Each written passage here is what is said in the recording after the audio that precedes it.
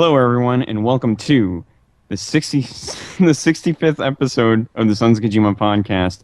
Today, we're joined by a great cast of people, and introducing first, we got Mr. Kamasubu. Hey, Moogle. And secondly, we have Mr. Freddy Fastfuck.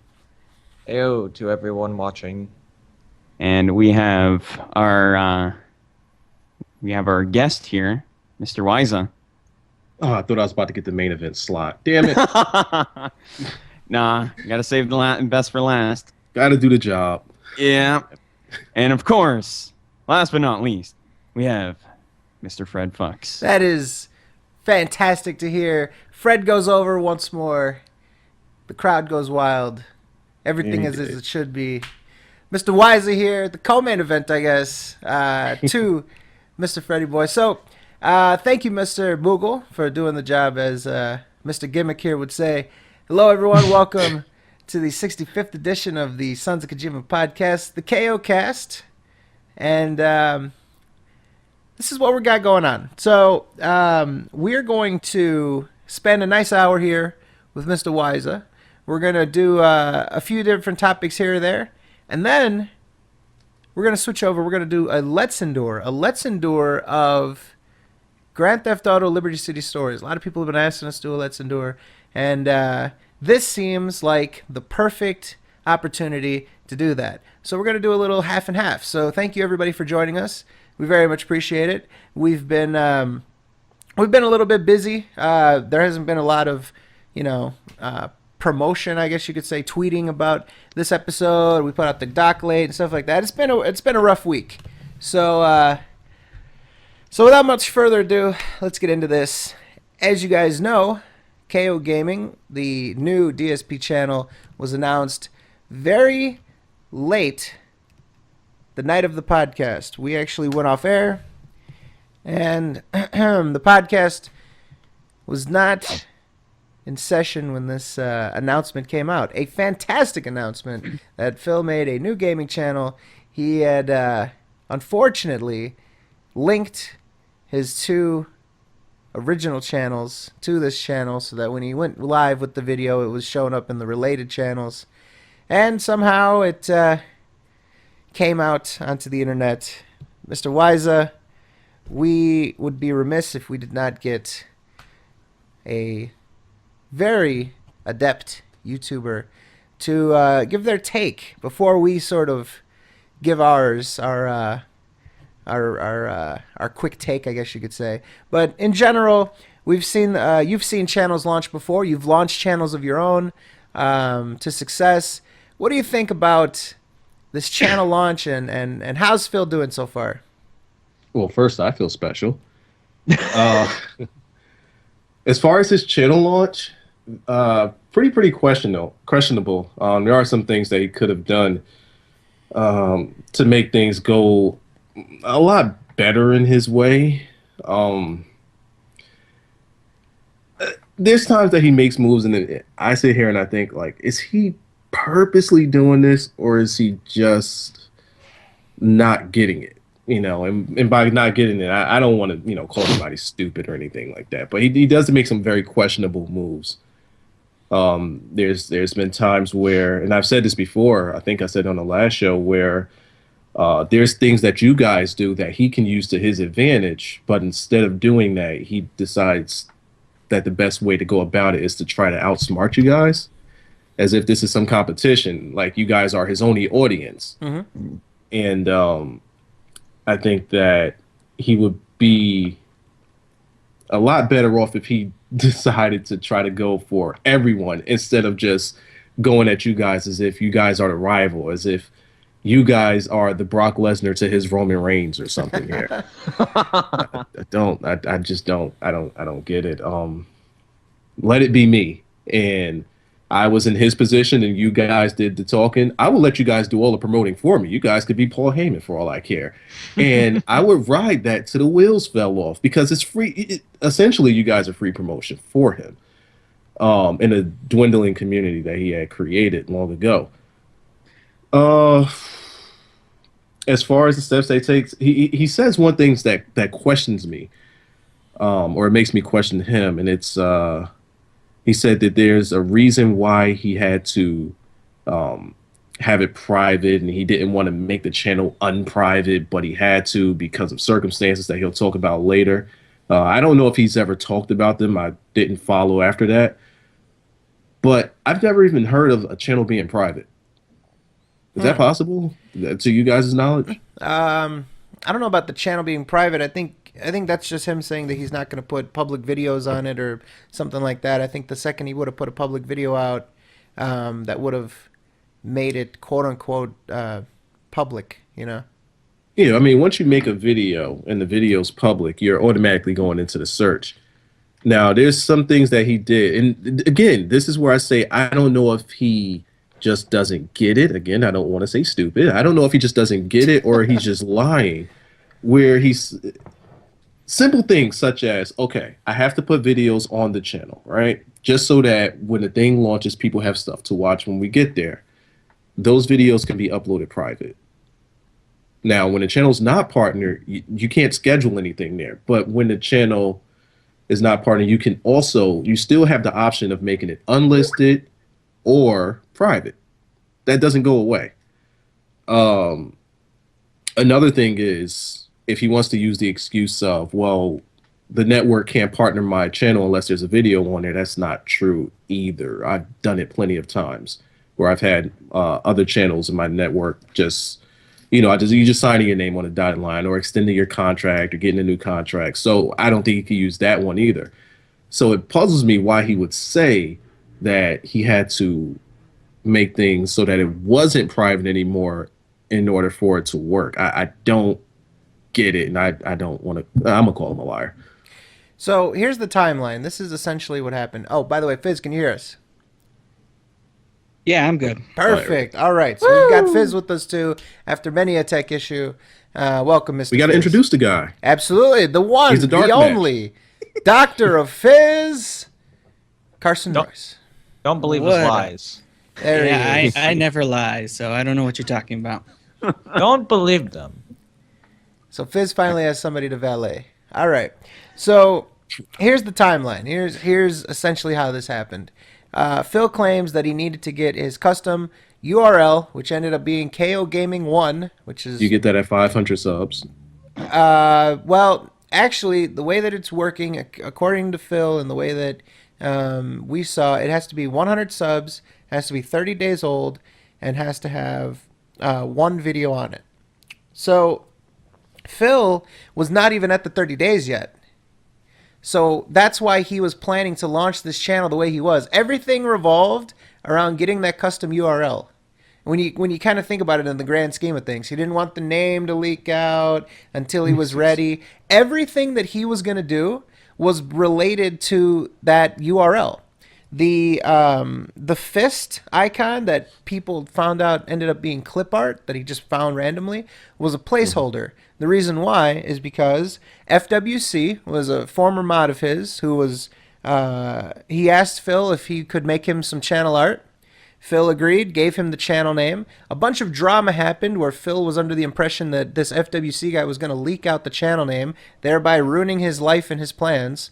So he actually demodded this person, but still expected him to make the channel art. And so he did. He made the banner, he made the logo, he made the little watermark, KO Gaming.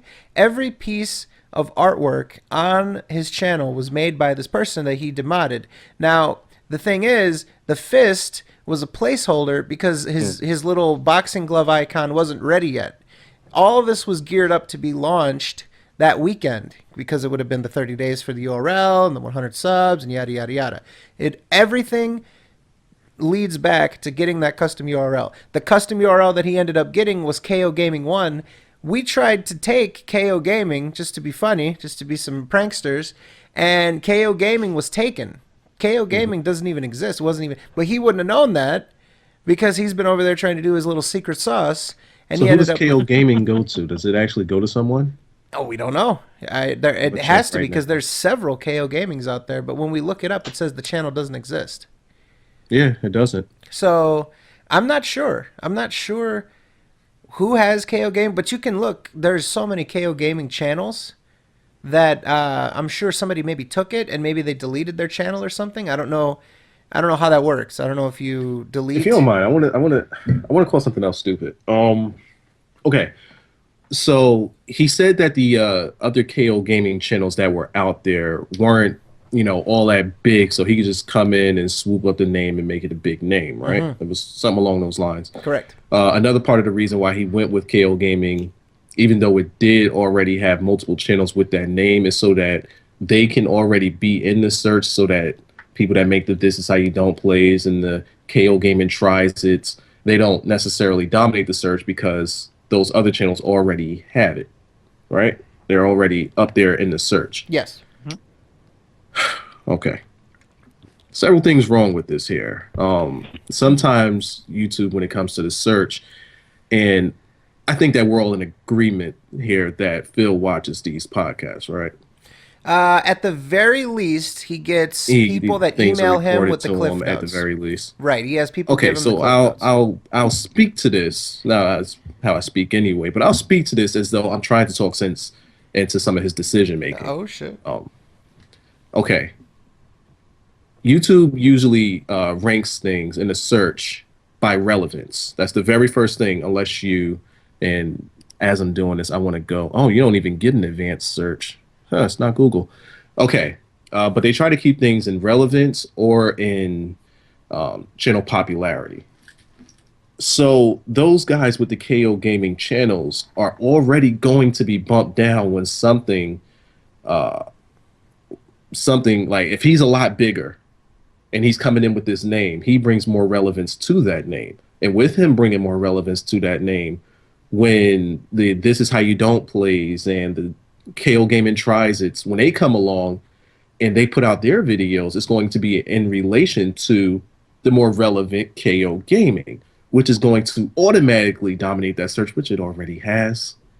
So even though people already have that name, good luck finding them because it's his now. There's no, like, that right there, just that decision right there was, is he trying to trick the search? Phil's now become smarter than the algorithm of YouTube, is what he was thinking. Yes. That's what he was thinking. That's right. But like I said again, if I was him, I would use it as free promotion and I would ride it till the wheels fall off. Just what I would do. Just what I would do. So like he said that it's chess, not checkers, and maybe this is a part of his grand scheme. Maybe he's just fooling everybody. I don't really have him for doing that though. But how? What could he do from this setup, from this? How could he benefit? I mean, how is he going to fool people? Where's the trickery here?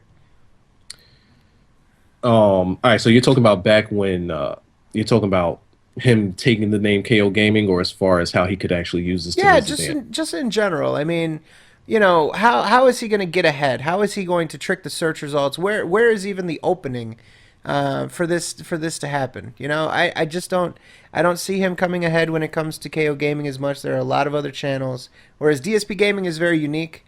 King of Hate Vlogs is very unique. You don't really get anything else for those search results unless it's us. You look at KO Gaming, it's all us. And that's the crazy part. How exactly does he how does he think that he's going to have his videos and his channel found when you can't find it at all?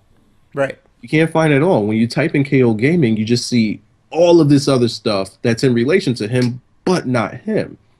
And let me see. Oh, you have to type in KO Gaming 1 and the KO Gaming 1 in the actual toolbar. But who's going to actually do that? Who's going to type? Oh, whoa, we're not going to do that. That's what we're not going to do. That's what a lot of people say. Who types in youtube.com/ and then the person's name? That doesn't typically happen on a day-to-day basis. Even when looking for someone, because especially since now he has that one there. Typically I've done it myself. I'll just type in KO Gaming, see that it doesn't exist and stop looking. Or I'll type it in the search and I'll see everybody else's videos, and it'll take a while before I actually get to his. I'm going to type his name in now in the YouTube search, and his channel, maybe because I just went there, the algorithm is there. It's actually number 3, but I think I tried it out yesterday when we talked on Skype, and I couldn't find his channel to save my life. So he's not tricking the search. I would think that the way that he wanted to do it was so that his content meshed in with the other KO Gaming guys' content, not realizing that everybody else that was going to put up a KO Gaming video was going to be in there as well. The thing that I think is really going to hurt him is I don't really see the potential for growth. What I see is No, that there's none. what I see is that he's going to siphon some viewers from his other channels here, but not all of them, right? So he's going to get some people from TSP Gaming to cycle in to check this out. He's going to get some people that have given up on the gaming and only check out his vlogs to come and check this out. But that's not growth. That's actually just pinching a few extra views off of those same people. But the kicker is that he's going to have less of his go-to content, his raw and edited footage. He's only going to do one session a day, one game a day, and therefore he's going to be putting effort into these montages that isn't really going to pay off at the end of the day. The problem is that his same viewers are going to watch less content now. Well, he has a chance. And I'll say when people are going to be looking for his channel, they're not people aren't going to be looking for KO Gaming. People aren't going to be looking for Phil. What he wants to do on his channel is do the montages and do the reviews and things like that. So what they'll type in the search is the name of the game and a review. He just might so happen to pop up. I don't know if he'll actually be able to get that high in a search. Judging by these tags here, I don't think he will. So he might be able to get up into the search is, what he's hoping for. So people could type in KO Gaming in the search all they want. They'll find all of that stuff. But putting myself in his shoes, I would be hoping that people aren't looking for me more so as they are looking for the particular content, and then they find me. Now, there's one thing that I want to say, and you probably were going to get to it.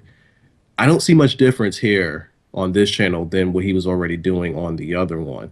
He wanted to make it so that things were vastly different and separate himself from the whole King of Hate gimmick, right? Right.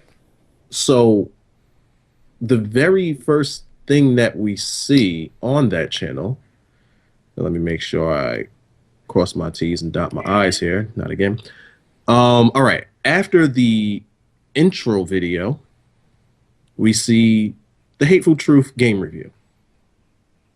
But that's already on the other channel. Right. If you were to So look if you that wanna up, you get another rebrand, channel. If you want to rebrand, you have to come up with a completely different name for that particular series, wouldn't you think? Right. Because people might search the name of that series. Now, let's say people say, all right, he's been doing game reviews for a long time. Somebody new comes along on this channel. Oh, he's been doing game reviews for a long time. He says, the name of this series is Hateful Truth. Let me type into Hateful Truth. Now you type in Hateful Truth and you're opening Pandora's box at that point in time. Right. Gotta name is if you're gonna rebrand, you gotta go all the way with it. You don't just stick your toe in the water. You stick your whole foot, leg, and you jump in. Hateful Truth is still the same thing. It seems like it just lacks creativity. I mean, KO Gaming isn't exactly, taking the world by storm. A lot of people just think it's sort of a double entendre of KO is a knockout and king of gaming. So it's kind of not much different from what he was doing already. But to me, it just kind of seems like he's almost, and correct me if I'm wrong, but it almost seems like he's resigned himself to, I'm only going to squeeze more views out of my existing audience, and maybe some more people will show up, but the focus is just to squeeze some more views out of my already existing fan base. So you're saying that he's not branching out? It doesn't really look like it. I don't see it either. What he did 5 days ago was the Official first official launch. He has 2 videos on here within 5 days. I don't see a single thing on here that's different than what he's been doing. And I mean, the videos are doing decently well. I mean, there's definitely a curiosity factor, but a lot of those people aren't pressing subscribe. Yeah. Now, I don't want to go out giving advice on how he could actually grow this thing and make it happen. But I do want to say one more contradiction that he's had so far with this channel. He said several times that the way people watch YouTube videos has changed since when he first came out. People want the fast videos, the edited videos, the much shorter videos, right? Mm-hmm. First video, Fallout review, 11 minutes 14 seconds. First impressions of Resident Evil, 9 minutes and 2 seconds. That's not short. Because what happens is people are going to like zone out and completely stop paying attention and or click off the video, especially if you know that the average YouTube watcher or viewer has a shorter attention span. You want to keep that down to a 4 to 5 minute thing there. He said that it was something that he noticed. He said that it's something he was going to do. We got the same thing as usual here. So where's the rebranding? I don't see one, and it's weird too because he really, originally the whole message to his viewers, the whole suggestion process was, I need something that is completely different from Phil, DSP, King of Gaming.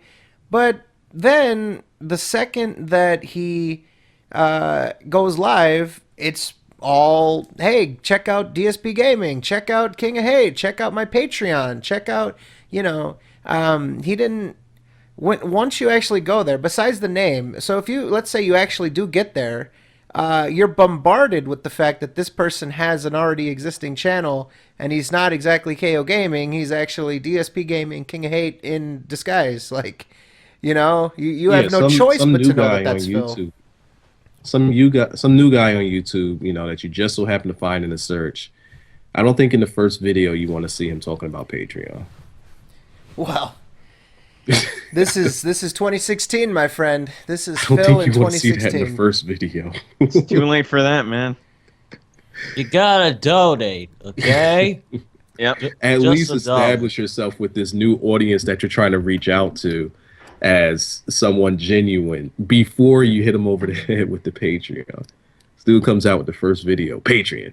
That's Dude, where you can support it. God damn. He had the nerve to say, if you like this video, be sure to check out my Patreon. It's like, what kind of condescending asshole do you have to be? Yeah, like, to can we do get that? warmed up to you first? Can we like you first? Yeah, it's like, if you like, who says that? Yeah, like my video, and then, like, if you like my video, then go check out my Patreon. It's so demanding. It's fucking condescending as all hell. Why would you do that? It makes no sense. I mean, you could leave it in your description. I don't personally. I wouldn't do it when launching a channel. I would wait until I have like a whole new audience there, and then maybe like drop it at an in video instance. But I wouldn't say it. You know how people do like the in video where they have like a video in a video, a little logo there, and follow me on this, and Yep. here's the Patreon. Just have it there. You don't have to talk about it. People know what it is. If they want to help, they'll help. If they don't, they won't. We Just thought have it there. You don't have to talk about it. we thought that he was going to make an extra Patreon, another Patreon specifically for KO Gaming, and we thought that he was gonna, present it as though, oh, I just made it. There's a new thing. KO Gaming is now on Patreon. Donate, and you can get exclusive access to montages and whatever. It's really weird. It's really weird to see that where Phil comes on and says, "Hello, everyone. Phil here for KO Gaming." 4K. What do you mean? I think that's the only difference on this channel. Phil here for KO Gaming. Yeah, What that's is the only that? difference. Of Is this he channel. like a broadcaster now? Is he like for the news? Oh, Phil here for KSW1, and we're here. Like, what the fuck is that? I'm here for KO Gaming. He is KO Gaming. Fucking that rebranding, man. You gotta make yourself sound like even more of an asshole. Who was his manager? Pandali. That explains it. That's what she said. That's what she told Rambo. Oh, yeah. So, all right, I asked you last night, did you guys ever hear about what really happened there? Well, we had the Ariad Lord, who's the one that I believe shot this video. Yeah, it was his. He says that essentially it is how it was translated. That Rambo was trying to mess with her a little bit, put the mic in her face. She pushed it away. She said that that we only talk. What did she say? Something about like you're. I only talk to Phil. He's management. I only talk to Philly's management. We make 50% of what you make. And That just is sort of left. terrible managing. Yeah, just sort of left him there smoldering in a pile of ashes. After that, he didn't know what to do. But A pile And you wonder why he's broke. I don't know what the hell that was. But yeah, that's what that's.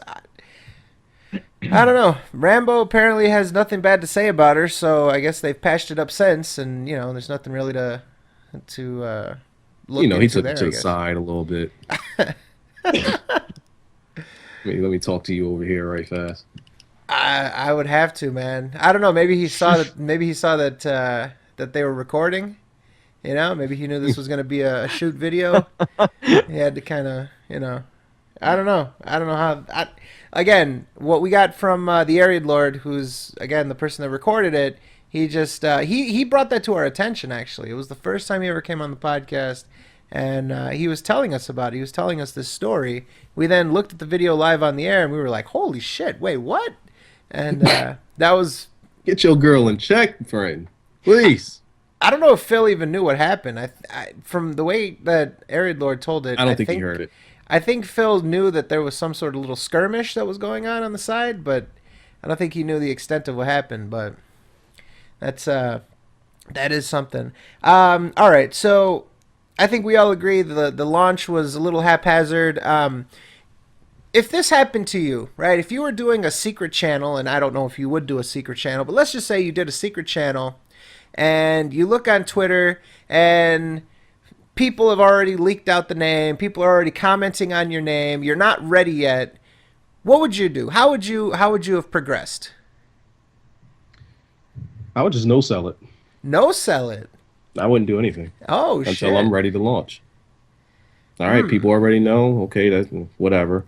Video would be private. Nothing would be there, and I'll just wait till I'm ready to launch. So you would re-private the video just so that people would I go would to have it never and made it public until I was ready. But let's just say you're in this position. You were having a couple drinks late last night. You accidentally put it private and then think about it. Okay, so he said that he was actually going to make it public or launch it in a couple of days anyway. Right. I'm guessing it's because of the logo, which he ended up changing. I don't know. Did he change anything else besides the logo? He added the watermark in the second video, so I have to assume that wasn't ready yet either. FWC was really putting in overtime here for the for the cause. So the watermark wasn't ready and the logo wasn't ready. The only thing he had at that point was the channel banner. Okay, well, I would have just gone on ahead with the launch then. Because it doesn't seem like he was really missing anything. Small little minor things. Just go on ahead with the launch. No big deal. How do you see it? If it were me, I would actually try to minimize the impact by just privating the video and just saying that it's not ready yet, whatever else like that. I wouldn't rush and do a haphazard launch because the only people that know about it, the people that you're essentially launching for, are the detractors at that point. Because your fans don't actually know what's going on yet, and you could wait and actually do a fully done launch for their sake. If he already wasn't going to get the URL, launching the channel early without any sort of rhyme or reason to it other than, well, I got to get those dang dirty detractors, it doesn't really benefit his fans all that much. As a matter of fact, really it was literally just like a fucking oops, I fucked up launch for us. He launched it for us. He didn't launch it for his fans. Well, see, here again, here's how I think. Once again, I'm going to use that to my advantage that you guys actually do know about it and that you're talking about it. So like what I said, he didn't really have anything more to add rather than just changing the logo, adding the watermark. Nothing really drastic that he needed to put into it before launching it. So More content. If he would have had 2 videos as opposed to just one, all those people that would have, because they're you know that there's going to be an initial wave of curiosity. That initial wave of people that come by, they could have checked out 2 videos instead of just the channel intro, and he would have got maybe twice as many views. Okay, so think of it this way. You guys already know. His fans don't know because he didn't tell them via pre-stream or via weekly update or whatever he calls it. So they don't know, but you guys do know. The fact that you guys do know and people tweet him about it, that could be his way of getting his fans to notice it too, because it's already being talked about. You don't want to have something launch by mistake and then it's being talked about and then you don't capitalize on it. If I can use a reference, a wrestling reference, because that's what I'm familiar with. Hit us with that gimmick. Let's think of New Japan. The New Japan guys that are coming over: AJ Styles, Nakamura, Bullet Club, and those guys. The Bullet Club, absolutely. Now, most people know, the smarter fans, the internet fans, they all know that they're going to be coming from New Japan over to WWE.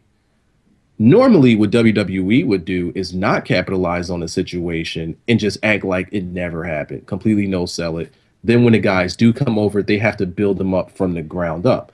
Whereas what they did here in this situation is they know that the internet knows. The internet is the vocal minority, but they are vocal, which you guys would be, because the majority of Phil's fans, I would say, are probably quiet, whereas the vocal minority are the ones that scream the loudest. So what do? You take that into your advantage, which WWE did, and they rode along with it. Now, they didn't want people to know that these guys were coming over because they wanted to hold it as a surprise for the Royal Rumble. Phil wanted to hold this launch as a surprise for his fans. Word got out, use it to your advantage, and in that time, before ready to launch, you don't completely no-sell it, but you drop hints, you build on it, you make these guys a bigger star so that when they are ready to come out or when they are ready to debut, it's a bigger thing. Right. When Phil is ready to launch the channel, it's a bigger thing because he used what you guys did as free promotion. But he doesn't think that way. I would say, though, the difference being that they didn't really. So the direct comparison would be then, oh shit, they said it then. We're going to have the Bullet Club debut on Raw that night. We're going to put up an image on the Titantron. We're going to let the TV audience know that this is happening instead of just the IWC who already knows. Basically what they did. Then they're not ready. But what they did, though, is they kind of strung along the IWC a little bit, gave them those articles on the website, talked about this different stuff, and Balor's been doing his thing on Twitter. But they didn't hotshot the angle. They're still waiting to do Royal Rumble, and to what extent, we don't know yet. I think that what Phil would do as a comparison, if we're going to use this, is it leaked out, and then they said, fuck it. To what you were saying, yeah. It leaked out, fuck it, let's just debut him on Raw then, because it's already out there. And they're still keeping a bit of that surprise to it, because the TV audience is going to see them on Royal Rumble for the first time, you know? Mm-hmm. So, but I think that would be completely like a get combination of what we're saying. I completely get what you mean. All right, so we don't have that much more time with you. Again, I appreciate your time here. Let's see, what else can we get to before we have to move on from this segment? We've talked about the launch. I would like of to stick gaming. up with you in this whole Destiny thing. These people are killing you on this Destiny game, and I want to stick up for you. Do I get a chance? Absolutely. Let's do this. So as you might know, I've mentioned this. Mr. Wyza here is Mr. Destiny. This guy is decked out in the finest of gear. This guy is always trying to get me to do hard-ass raids and shit, even though I'm not even ready for this. Me and my squad... You actually are. Me and my squad are trying to limp along through all this shit. And Mr. Wyza here is trying to get, oh, let's farm some hard mode raids like it's nothing. Let's just go let's do all this shit, making me feel like a noob, making me feel like I have no skill whatsoever. Me and his buddy, we went and did the black spindle. That was different. That right there is probably harder than the raid. I'm serious. It really is. But this is Mr. Destiny here, Mr. Wyza. So, Mr. Wyza, what do you have to say to these fine people who must hammer me with the Destiny stuff? First thing is, a lot of people don't really understand Destiny until they immerse themselves in it. You can't just play it and be like, all right, so that's what Destiny is. Big deal, whoopie-whoop. Most people that play it like that normally feel that way. But until you actually immerse yourself into it and you play with friends and you play it for hours on it and completely no-sell the story. People that like Destiny, I don't even think they even know what the story is about or even care or listen to the story. For the most part, we all push circle and just skip it. It's the game itself, the gameplay, the hours that you could just spend in this thing and not even notice it. Like, how long did we play in that one session where we were up all night?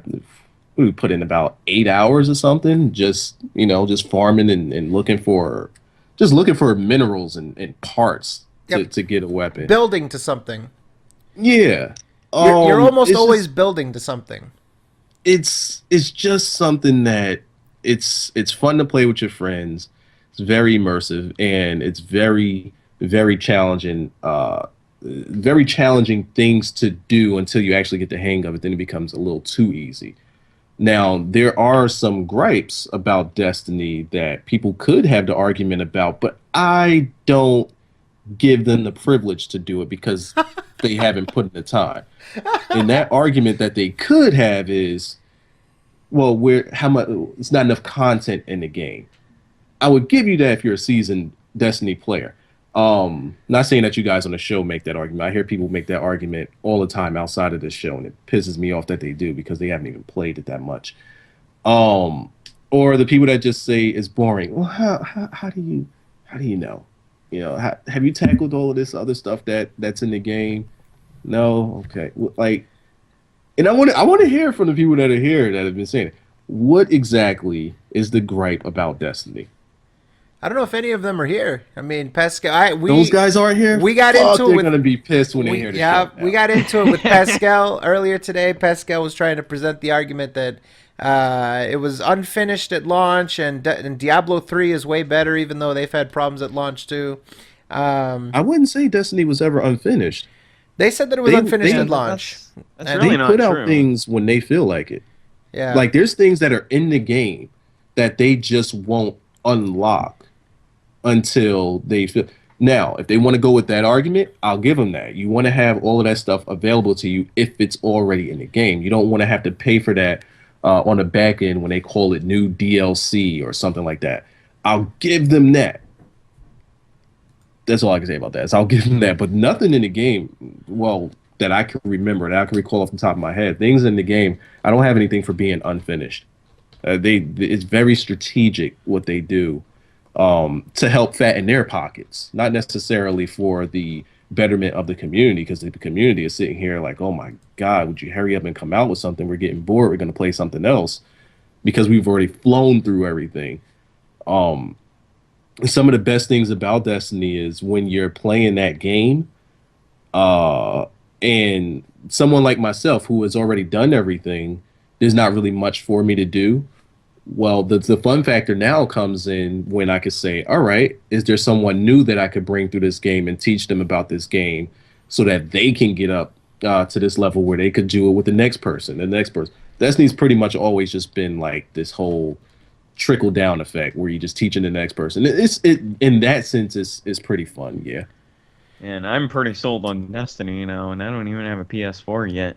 The one thing I will say about Destiny, I have to be honest. I haven't booted it up in the past day and a half, 2 days. And the reason why is because my friends haven't been on to play with. Now, that's the one thing that is the problem with Destiny, is that the single player experience isn't as fun. If you get into matchmaking and you get two random people and you go off and do strikes, it isn't as good. You're not communicating with them.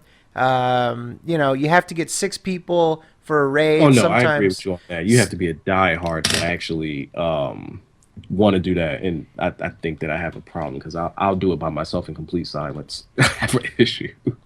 What it But is, that's not necessarily how you want to play Destiny. another problem I have is you either have to have 3 people or 6 people. It's either you have to be all the way in or all the way out. Now, with the raids, I can understand maybe why they wouldn't want to matchmake people because people might troll in raids, and that's when you can really get people pissed off and shit like that. That could be a problem. But for me, I have to play it with people. And I also, it's a two-sided. Well, they have the LFG board for that. That's how you play with randoms. You go on that. I tried to get people on Reddit for Trials of Osiris. Couldn't no, get not anybody. Reddit. No, not Reddit. LFG. On What's the Destiny LFG? site. Oh, okay. I thought you meant Yeah, they have like a little chat thing and different posts where you could find teams, or if you need to find one person, you could do that.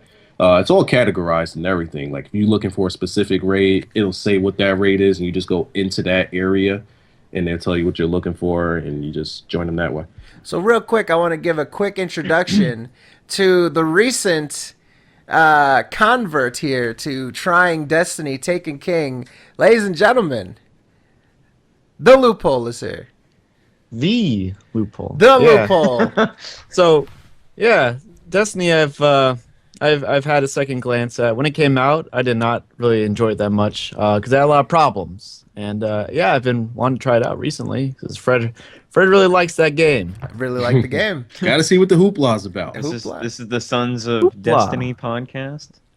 Yes, we That's- changed it. Destiny. I appreciate Mr. Wyza going to bat for me. I've been getting hounded, beat down by these people that don't like the Destiny. But again, I haven't really spoken out at length about Destiny. More like just little quick things here. Oh, shut up! I like it, But again, there are things that make me upset. And then the other thing that is kind of frustrating is it is very, very hard to do high level stuff unless you reach a plateau of your gear is X amount of good. You have to be X amount of skilled to then deal with people that have equal or better gear than you. So there are people that we refer to as sweaties that run, say, Trials of Osiris and shit like that. And these You people want to are catch the sweat in trials. these people are fucking nuts. Me, Jackie, and Ghost Dragon, which I think is a great team. I think we're actually pretty decent. We get smashed in fucking Trials of Osiris. Iron Banner is coming up on the 26th. I'm very excited to get back into that because there's a good potential to get stuff. That's the other thing too, is that you can get up to like 310 gear, but to get 320 you got to do the hard shit. So it's difficult. It's very difficult To get to 320, you got to go on ahead and come to this raid. Talk to me over there. Yeah. So there's a lot of hurdles, but I have to say, as a brand new player who never played Destiny before, I picked up the game a month ago. I popped it in. I had my friend sort of handhold me through getting to level 40 for the first time. I didn't use the Spark of Light. I had some friends handhold me to get to 40.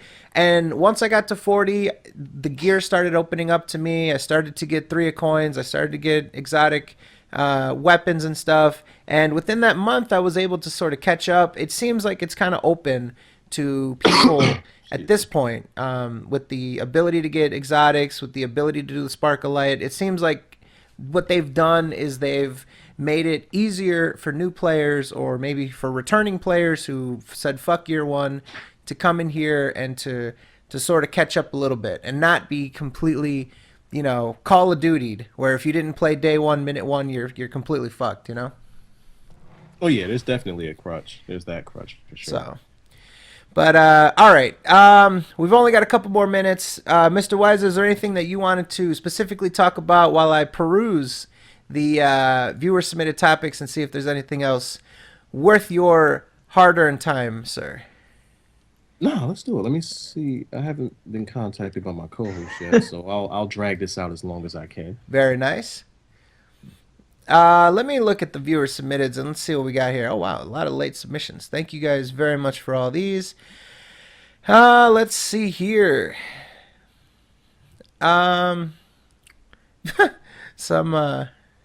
Okay, Wyza, I got to get your take on this. You are a person who has branched off into the world of merchandising. I've seen some fancy money team style shirts and stuff like that, which are fantastic. Now, Mr. Phil has branched off himself, has ventured off into the world of merchandise. Are you familiar with his Teespring campaign? Yeah, I ain't gonna do this. Oh no, we got to do this. We got to do this. So if you want to join the Dark Side team, the money team is itself the Patreon team. We've got a fantastic link here. For some reason, it's formatted. I as a saw Twitter those link. shirts that the viewers actually submitted. Oh, there's my guy. I see it. I saw those shirts that they submitted. Those were some great shirt ideas that they submitted. Now these are the actual official DSP shirts. Now our shirts have nothing on these, my friend. These are only text. These are black and white, and these are made in the template editor. What we have here, as They made of those with Microsoft Paint. Might as well show this on the screen again. if you could please, this Yeah, is now sure. the official results. We have the official results. The As of bug, last week, it was 2 that he sold. the bug shirt mechanics campaign has ended with an official 1 shirt sold. In my opinion, that was the shirt that I thought was going to actually sell the most, because everything else is just trash. One's like a Stone Cold Steve Austin ripoff. The other one is a football jersey ripoff. So that one was somewhat unique, I guess. I thought that was going to sell. That's We got 1 gotta sold. hit him like right in the yam bags when he sees a number like that. That's gotta hurt. Do you know how It's much gotta hurt profit? somebody's pride. You know how much profit he made off of that? Teespring. $4.78. I'm sorry, say it again. $4.78. So it's not like he tried to bring the price up too high. I think that he probably used expensive shirts. There's a way in which you could manipulate that a little bit, in which you could get a bigger profit than that. Well, what we did is we did a sample run. We used the exact same shirts. So the Bug Shirt Mechanics is 20, the Nothing I Could Do is 18, and the Hate Army is 23. So we did a complete sample run of it. The lowest that you can actually try to sell is 3. So he might have made even less than that, because the profit, your profit goes up as the more shirts that you sell. So we were only able to get it to a minimum of 3, and at that point, the profit based on these prices for that specific shirt, we got $4.78. It bugs me out. Damn it, I said bug. So it bugs me out here that, no pun intended, that he doesn't use Spreadshirt. Why doesn't he use Spreadshirt? I don't know. You have way more options. You don't have to wait for a campaign to end in order to receive your stuff. I just don't understand why he would use just Teespring. I think that when Phil is presented something, he'll Must be check. different? He'll just check to see if it's as low effort as possible, Oh, and then he'll just do whatever is suggested to him. Provide, like, he'll just get some suggestion and he'll check to see how much effort it'll take him, and then he'll just go with it. Then he'll fuck it. All right, cool. I would think that Teespring is more so for what they call an actual campaign. Like you're trying to put something together. Let's say a donation drive, something like that would be more beneficial when you use Teespring. But what for Phil is using it for, which is pretty much recreation, like just whenever you want to buy one, here you go. His model more so fits Spreadshirt because it's just random. All right, here's my shop. Here's what I have in here. Go have fun at it. I don't understand why he's using Teespring, because he's not exactly pitching a campaign, which is what they call it. It's called a campaign for a reason. He's not pitching that. He's like, well, here are my shirts. Right. That's Spreadshirt. Buy them. Give me money. I don't know. I really don't know why he would use. And with Spreadshirt, you can really manipulate the prices on there because like they'll have these Gildan shirts. I'm actually wearing one of mine now. The shirt itself costs like $6. You throw your design on there, that's like an extra like $3 or $4. You can set the thing at $19. You make $10 a shirt. Don't know why he would use Teespring. No Again, idea. I just think it was the first and only thing presented to him, and he just decided, okay, that's maybe he saw some other YouTuber doing it. I have a feeling that Phil Spreadshirt's the biggest. is it because I've heard of Teespring, but I haven't heard of Spreadshirt. I have to be Really? honest. Yeah, well, I Oh. mean, we're not really, you know what I mean? Like, what as a I don't really have Spreadshirt's any. been around since he was using that damn cafe press. Yeah, well, I mean, I didn't even know about Cafe Press before I heard about it through I him. still Like, don't know about cafe press. a Though. lot of us aren't really, you know, I we're don't not even in know the how he found out about. we're not in cafe the press. business. We're not Fair internet enough. connoisseurs, you know. So a lot of we wouldn't hear about it in day to day life. Yeah, and but- also one more thing. In the event that he's listening, I guess this will be help to him. Spreadshirt actually has management that you can speak to on a one-on-one basis, and they can also partner. You can partner with Spreadshirt and get a extra percentage off of the merchandise that you sell. You don't get that with Teespring. You can get Interesting. extra from Spreadshirt by partnering with them. Just a little tidbit there in case he's listening. I figure I'd throw him a bone. Why not? I'm sure Kay Gallion or somebody will probably hit him with the note. You know, like I said, it's very interesting that the episode where you mentioned the other episode that you were on, you mentioned that he never smiles with his teeth, and literally yeah. the next day we had that Instagram post of him smiling all big with his teeth, and we finally saw it for the first time that he has buck teeth and stuff. So maybe he does listen to you, Mr. Wyza. Maybe you are the savior, the dark side savior. Well, let's see if he's missing the point. Has he been on camera since then? He's looked very sad on camera. I have to admit. I'm just Exclude- being honest. When he's on camera, like for example, when you see his recent what was that? The Suicide Squad trailer Oh my reaction. God. I had to stop watching that. Is all he wants to do is complain on YouTube? Is that what he just wants to do? He's pretty good at that. That's not how you're gonna bring in a new audience. You're killing me, Phil. Like, all right, on that channel, this is the first time he's done a trailer review. So that's a chance to bring in the movie buffs. Because if you go to that trailer and you look in the comment section, these people really know their stuff, and they have really, really good opinions on the movies, directors, how the scenes look, how things are good for a trailer, how things are good for a trailer, and how this fits, this shouldn't have been in there, and X, Y, Z, and they all make valid points.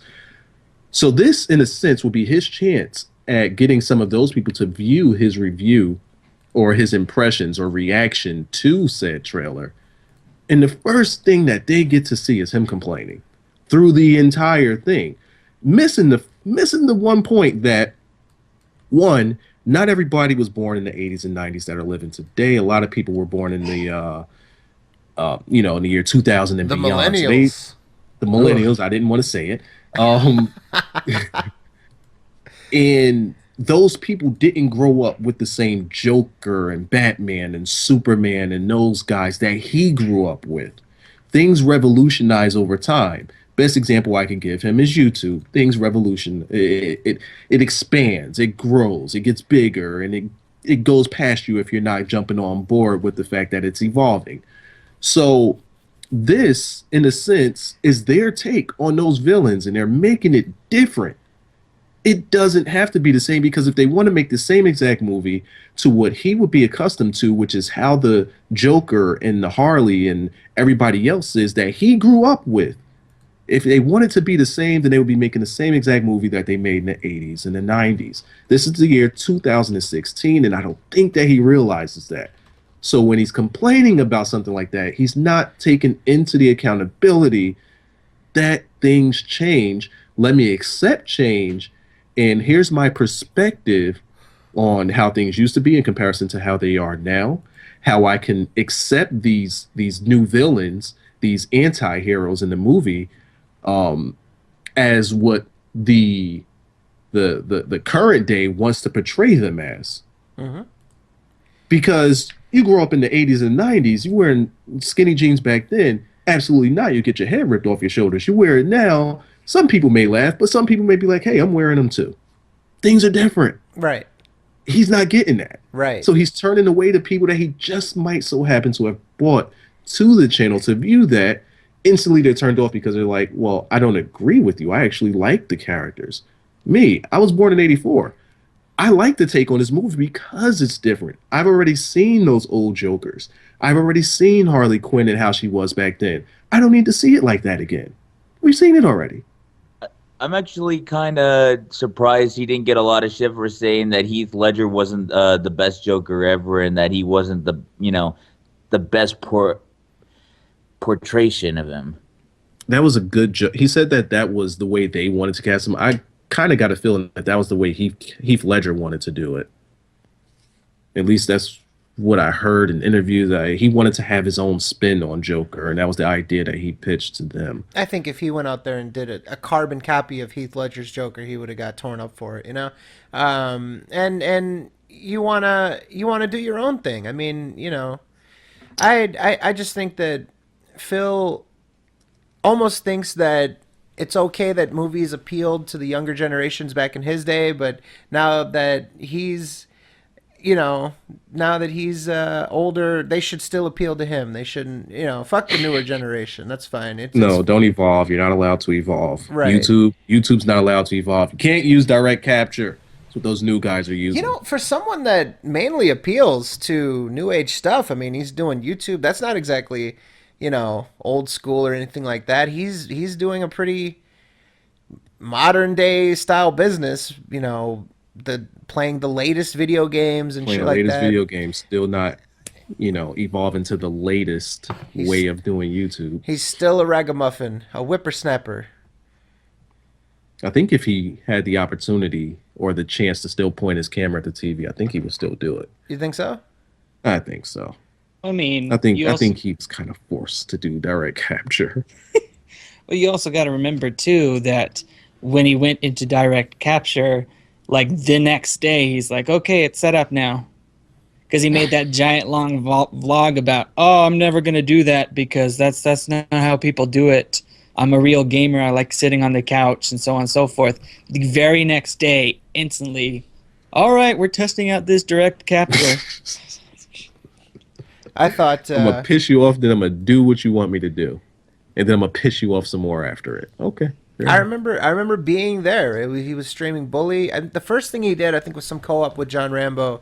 I forget exactly what game, but the first thing he did by himself was Bully. And I remember being there. And he was actually, I remember he held up the whole stream, and he asked people to give him advice on how to set it up because he was having a few issues here and there, and he was like yelling at his stream chat and like demanding accountability out of them to help him and shit like that. It was, there was like this, watch some YouTube videos. There was like this frenzied response to Phil, like, because he was like getting he was like scurrying all of those people to rush and try to find him shit, and people were trying to.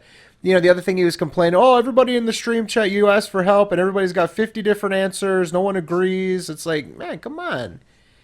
Relax. That's what's going to happen when you have that many people in your chat. You're going to have different opinions on how to do things. Some things might work one way for one person. It's going to work a different way for the next person. Absolutely. I have a Mac. You have a PC. Things are going to work differently. Hey, who knows? You don't get pissed off at those people for having a different way of doing it. That's when he was yelling at Furtado too, when he was first setting up about MGS4, I think. And he got really mad at him for like no reason. It was really uncalled for. That was the Lemon PC and stuff. Yeah. Yeah, he was very upset. I do have to go now. I got in contact.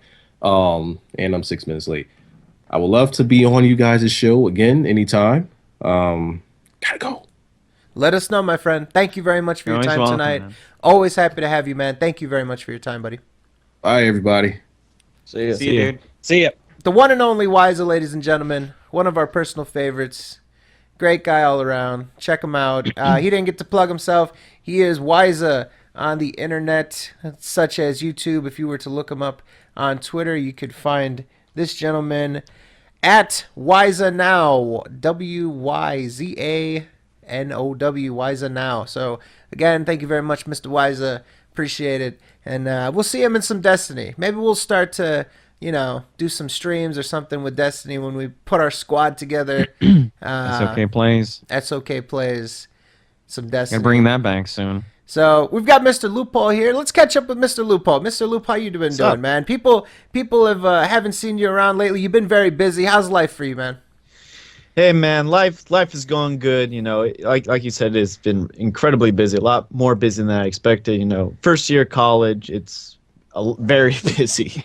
Yeah. And this week has just opened up time to be more talkative and with other people, because most of the time it's been very hit or miss if I can even be home and just do what I want to do. Very rare at this point in time. Yeah, nothing much has been going on with me, man. Just the usual stuff. Just preoccupied with a bunch of stuff. I don't want to make it a live story, but I've been going places, doing important stuff, and I'm pretty proud of that. Actually doing stuff in life, which is something you can't say for another fat guy. Well, we're very happy for you, man. Always happy to hear good news from our friends, and we always want to see everyone do well around us. So that's great, man. We're very happy for you, and we're glad to have you, man. We're doing our thing. You missed a lot, but that's easy to catch up on. I'm sure you can probably guess all the shit that you've missed with Phil. We Yes. talked about the channel launch. You probably heard about that. So Yep. so yeah, man. I guess we'll just keep rolling on with everything. But glad to have you. Glad to hear everything as well.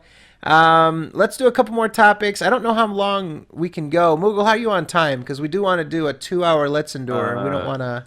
We are an hour and 6 minutes in. Okay, so I don't know. What should we do? We've got a 2-hour Let's Endure. We've got some viewer submitted topics we could run through. It's up to you guys. I say let's run through some viewer submitted. All right. I'm perfectly Yeah. fine with that. Yeah. All right. So we've got so we did that. All right. What I want to talk about, and what I thought was really interesting, is the idea that was pitched to Phil about doing trade-ins. Let me find the post, and let me talk about why Trade-ins? this was actually a really good idea, and I want to give recognition to this. Obviously, Phil shit on it, but let me find the thread here, unless it was deleted. I don't think it was deleted, was it? Okay, here we go. All right. And of course, it's closed. All right. So the original thread was, why do you trade in your games when you could do giveaways? And the original suggestion was, you had Dragon Age Inquisition, your 2014 game of the year. The trade-in value was only $5. Why didn't you just do a giveaway? And the original response is going to be, well, finances are tight. I can't do that. Somebody came along by the name of Ekrid, Ekrid. Let me give you this if you want to throw this on screen. Just give me a second. If you can, otherwise it's fine. But this man submitted a really good idea. And I want you guys to listen to this and tell me that this isn't crazy. He says that what he should do is he should keep a backlog of older games to sell and then create a $10 perk where you have the chance to enter into a raffle to win $20 to $30 worth of used games, and that he thinks that you would get maybe 10 or 20 patrons, which would be another $100 to $200, and these people would be entering $10 in for the chance to win $20 to $30 worth of games, autographed by Phil, or whatever memorabilia they would think of it as. Oh, this is played by Phil, or autographed, whatever. And he could do this every month or every other month or something like that. Pretty reasonable, huh? Yeah, I would see that as a good idea. I don't know why you wouldn't do it for free, though. I mean, you gotta care about your fans, man. I mean, if he's making enough money to buy all these new games upon release, then pretty sure he can hold himself over. He doesn't have to rely solely on fucking trading credit that you get jack shit from. Well, but think about this, though, and this is the way they formulated this idea. If he's going to go and trade in these games for $20 to $30, but he can then make $100, $200 off of people entering to a raffle where they then get ahead because they're only paying $10 for the chance to win $20 to $30 worth of games. Plus, they can get an autograph from Phil, yada, yada, yada. I think everybody gets ahead in that. Don't you think? I'm a little iffy on that. Like, I just don't see it as a reason to, like, not kind of throw it out to people. You know, give them the game and that. But he's not going to do giveaways no matter what. But he's not going to do giveaways no matter what. So this is a way for him to at least do something. I just think that would have been a better idea. So I get you. But you know what he's going to say is finances are tight. He can't do anything at all. No giveaways whatsoever. And before I read his official response, what else do you guys think about that? I think it would be perfect. I don't think he can't do it off Patreon because that's actually against Patreon terms of service. Is it? Yes, they don't allow like reward tiers which involve raffles, giveaways, or chances to win. Oh, really? So interesting. Yeah. Yeah, I read that a while ago and I was yeah, it would be against. I mean, but he has this giant section on his forums titled giveaway. You click on the contest/giveaway tab in his forums and you see it's absolutely empty. So he could do something, you know, on his forums for the people who, you know, if you're going to pledge to his Patreon, you're going to be on the forums regardless. So why not just do it off the forums? I think that's probably the best way to go about it. What if he just threw these people in? What if that was like a bonus? What if it's like, oh, if you give $10, you get to this extra section of the forums. Oh, and by the way, if you just put on the forums that in addition, people that are this section, they get a chance to get into the raffle. You can skirt the terms of service. Oh yeah, you can actually use that $10 to give access to the contests section of the forum.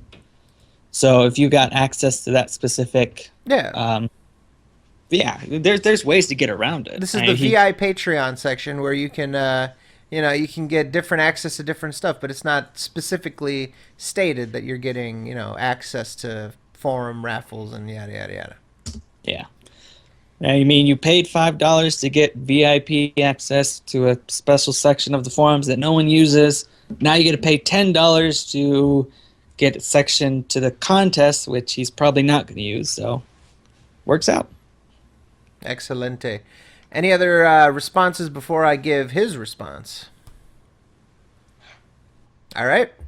And here is what Phil has to say. Right now, my finances are incredibly tight, and I don't even know if things are going to work out in 2016 between losing thousands of dollars from September to November of 2015 due to false copyright strikes, paired with my contract renegotiation for much less with Machinima.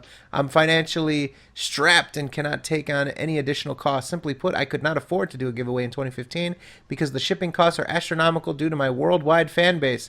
To give some perspective, shipping t-shirts for the $30 Patreon perk frequently cost me more than the $30 pledge. I did the math and I realized that I'd actually lost money on the shirts overall, which is why they were removed as a perk in 2016, and how absolutely ridiculous it is that idiots seem to think I owe anyone money for them. Seems like a shot at Rambo and Howard, when I've never made a cent of profit on their sale, including to conventions in 2012, which never even made up for half of the money I'd initially invested into them. Yeah, see that? He says it's absolutely ridiculous that idiots would say that I owe people money for these shirts when I never made a cent of profit off their sale. Then he talks about the money that he'd invested into them. Kind of interesting. A little bit of a shot at Rambo and Howard, I must say. Just my opinion on that. In 2014, when I was mailing out the rewards for last year's Hardcore Gaming Season giveaway, I spent over $600 just through the month of November for shipping. What? Who's he shipping to? $600? He had, what, like 10 items that he gave away? I remember I entered into it. I wanted to win one of those like things and light it on fire on camera, but... Who is he shipping to? $600 of. It must I have mean, been he's Moon so Man. Is he doing anti- one-day shipping for Must be everyone? must be Moon Man. Maybe Moon Man won something. Yeah, in the moon. Yeah. That moon shipping. Yeah. I mean, he's so anti, like, if you're not in the domestic U.S., you're not eligible for the contest. So it absolutely makes no sense why he's, like, magically come up with this $600 figure. Just gotta mail it out to NASA. NASA. All right, so let's see. All right, now here's his response to the Patreon perk thing. Only 2 reasons, none of which being terms of service. Number 1, I really don't believe anyone would pledge just for a slim chance, in all caps, of winning a used game, especially when they could just buy the games themselves for a highly discounted price in a few months. I won't always have used games to give away. So, for example, let's say a bunch of people pledged that perk in 2016 of April. April of 2016, my mistake. But oops, I don't have any games to give away that month. How is that fair? I could roll them into an ongoing poll for when I actually do have games to give away instead of trade in. But that's not fair, as it means some months you'd have a far lesser chance of winning than others. The bottom line, from 2011 to 2014, I was making a decent to great amount of money and had very few financial responsibilities. I was able to spend tons of money on giveaways and such because I had it. Times have changed, and that isn't the case any longer. So for my current situation, giveaways of anything, including used games, aren't viable nor realistic. Does it suck? Yes, but that's the reality, and you can either accept it or attempt to live in some fantasy world where I'm made of unlimited cash, rolling in Patreon dollars, and, quote, lying to the fans about my situation. You know, what all those idiot sheep say because they're drama queens who want to ruin my life. You were already lying from the Exclamation point. start, bro. So by saying that he could do a little more than he's doing, we're trying to ruin his life. That is... Why does he... I mean, that is the buzzwords, man. Garrus actually hit that right on the head. Those are the buzzwords, my friends. Ruin my life, false copyright strikes, contract renegotiation, times are tough. Didn't he say times were tough? Remember that whole thing where Pandaley made that face at him because he was saying they might not even be able to buy a Christmas tree because times are tough or some shit like that? And she gave him the stink eye. Like, dude, he says this every year. Every year. Oh, times are tough. I'm just thinking of the fucking WizPig theme when you say that now. Oh my god. Well, I don't know. Thoughts on this before we move on? Phil's fantasticery with giveaways and stuff like that. Perfecto. All right, let's see. Some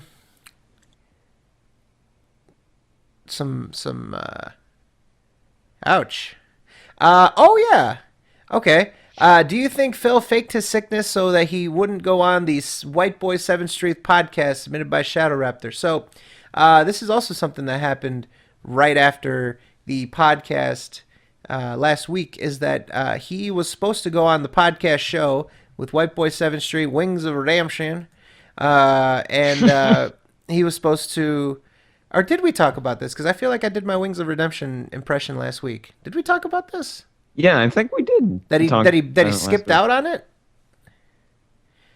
I don't know if we talked about him skipping out on it. Okay, because he officially skipped out on it. Oh no, because it was like Sunday, so we didn't get to Yeah. talk about it. All right, No, we so they didn't. did a live stream on Sunday, and Phil emailed them and told them that he couldn't show up because he was so sick. His voice was non-existent, even though he did the top 10 games. He did the channel launch. He did the GTA Vice City, Liberty City Stories.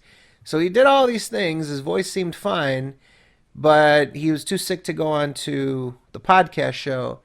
And they actually kind of took him to task for it. They read his emails.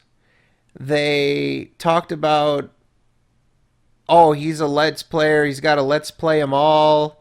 They talked about how he's terrible at games. And my favorite part was there was a gentleman on there who he heard about the story. You know, he's listening, and Wings is telling him like, Dango couldn't come on podcast. Tell you what, and he just goes, fuck it. He just throws his hands up and goes, fuck it. I love that guy. That guy is a national treasure. Literally, he's presented with like Phil's excuses and shit. He just on the air, fuck it, throws his hands up. That guy is awesome. I wish I made a vine of that, but so fuck it. So Look it. he pulled a Mean Gene Okerlund, but yeah. So no podcast show. That's unfortunate. But he says he can't even go on there until 2 weeks from now. He's taking a personal day on February 1st. Not sure what that has to do with anything, but I don't know if he's actually going to go on this podcast now. They said some negative things about him on the show. They kind of, they kind of made it seem as though they're not exactly going to play softball with them. Do you think that he's actually going to go? At this point, I really doubt it. Just for that podcast, because, yeah, like you say, if they're talking shit about him, like even if it's not profuse, I don't know.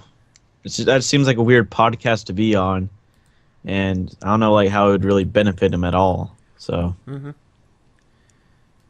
I feel weird. you. All right. Now, there's something that I'm sure people want to talk about. Now, I personally haven't been watching this as much. I don't know if you guys have. So if you have, please help us carry this. But if you haven't, then we'll just sort of give general thoughts and we'll look out for the next ones. The fantastic Resident Evil 0 playthrough by Mr. Phil. Again, I'm hearing this playthrough is all the rage. I'm hearing that he's doing incredibly poorly, but I didn't watch it. I'm hearing he's going to rage quit. Has anyone here been at all catching up with the Resident Evil 0 playthrough? I heard he picked hard mode, which is the absolute the dumbest thing you could do. Yeah. Oh. Yeah, I heard he played hard mode, and Resident Evil 0 was already hard enough as it is. To make matters worse, he decided, just gonna pick hard mode because the fans want it. And then he decided to insult the people who actually told him to pick hard mode. So, yeah, pretty much he, instead of like enjoying the game for himself, he decided to play hard mode on a whim because people told him to do it. And now he's probably going to lose a lot of fans for basically telling them that they're a bunch of fucking idiots for suggesting him to do that. And what's weird about that is he played the Resident Evil remake last year, and he picked easy mode. He still got his ass whipped. So it's weird that he picked hard mode. And it seemed like you knew, from what I'm hearing, it sounded like he knew what he was doing. So I don't know what the deal with that is, honestly. Yeah. I feel. Go ahead. Sorry, I was gonna say it's a fucking mess from what I heard. I didn't watch the whole thing. Like, I didn't even watch it at all. Actually, I've mostly just been following what Eddie, shoutouts to Eddie and Dragon Killer. Is there? So what he's been saying, and that's pretty much it. I haven't really followed all that much of what he's been doing myself. So, yeah. Eddie and Dragon Killer, two jewels, two national treasures of this community, the pillars of the reporting fantasticery. Eddie B43 and Dragon Killer, which is dragon without the vowels, and then Killer. Two people who are our virtual mailmen, as Sammy would say. So the quote guy. The quote guys. I feel like a lot of people are seeing Resident Evil 0 and they're almost like wanting to play it themselves. It like Phil has this effect. Like I think it's called the Phil effect. I'm not sure, but it's like when you see somebody play a game so poorly, you think to yourself like, you know what? I want to play it better. You know. So, let me just check one thing here, because I thought. What is he complaining about the system, save system for? It's fine. He's just too reliant on it. Sorry, I was just talking about some stupid thing he's saying.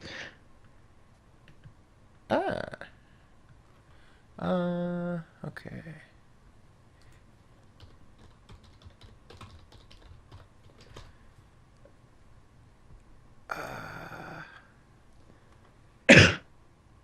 Okay. Yep. So, all right. So, ladies and gentlemen, let me just check one thing here with Moogle. What's up?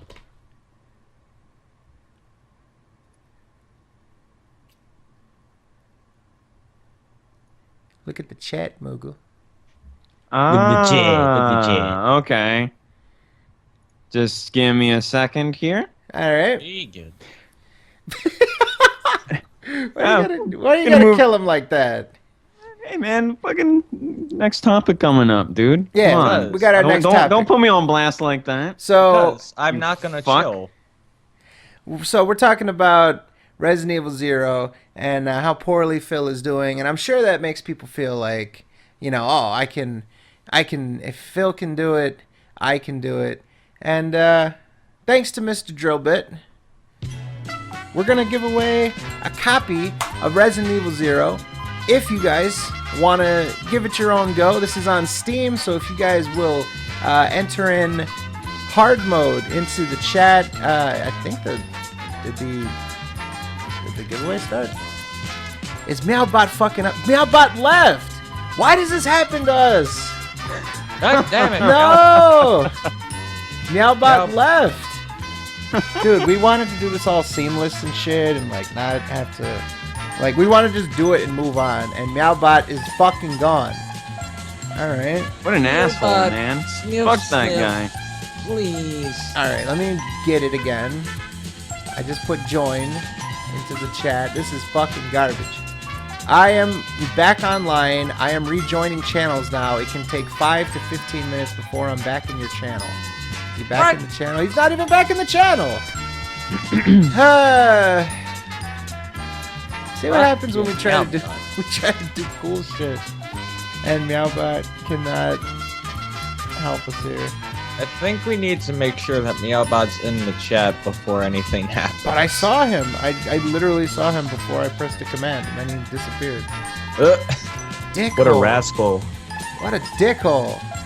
Fucking Meowbot. Well, alright. Well, we won't halt the show to do this. Oh, wait, there he is. It says Meowbot. Alright, let's try this again. Raffle. Hard mode. 01. There we go. Raffle is started. Yeah. There you go, fucking Meowbot, piece of shit. Enter in the word hard mode into the chat, and you can win a copy of Resident Evil 0 remastered on Steam, and that'll be that. And Remind me to put fucking credit on my PSN account when I get my PS4 to get that game. again, this game is courtesy of Mr. Drillbit. Mr. What was it? What was that name? On the forums? Kyoko Kirigiri? Yeah. Kirigiri? Kirigiri. And Harry Carey. It's like I'm from North Dakota. Kirigiri, you don't channel. Kirigiri, don't channel. Hey there. Yo, Danganronpa's coming out on PC. Whatever that Freaking means. sweet. Danganronpa? Dragon Grandpa. Dragon Grandpa? Danganronpa? Penis mode? Alright. I don't know if there's a penis mode. I'm offended, Fred.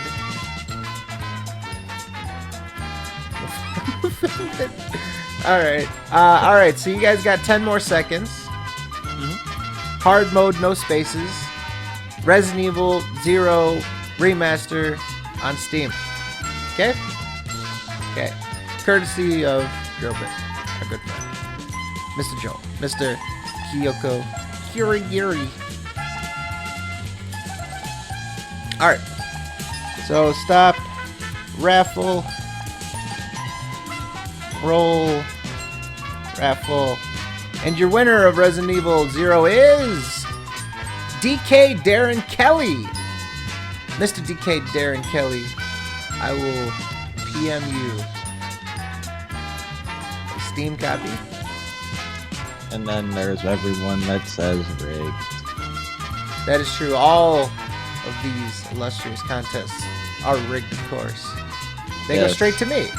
So, Each and every single one of them is an alt account of Fred. yes.